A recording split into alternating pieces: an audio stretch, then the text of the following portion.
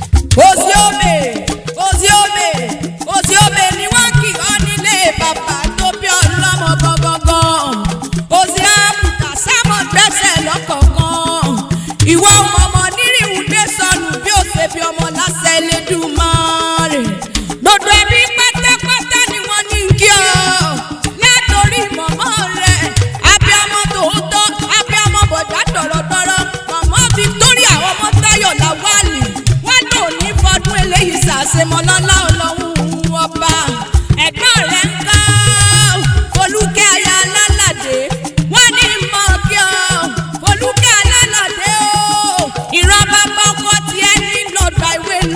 lọ.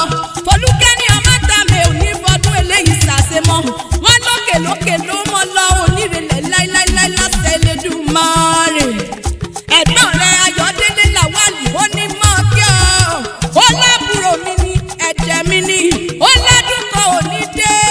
Ká mọ́ ṣe rọ́mọbì lórí àtẹ. Ó lọ́dọọdún ló mọ̀ bẹ́ẹ̀ láṣẹ Elédùmarè. Bọ́sẹ̀dé Ayọ̀ Sọ́níkàn ó ní mọ́ kí ọ́. Bọ́sẹ̀ wá ní 20 ọdún lò ní gbọ̀ngbọ̀n lòkè. 100 ọdún lò ní gbọ̀ngbọ̀n lòkè. Ó láwùjọ péjú ṣe tẹ̀mí ní láṣẹ Ọlọ́run ọba. Ní fún mi láyọ̀ bá ń pé àbúrò mi ní ẹ̀jẹ̀ mi ní.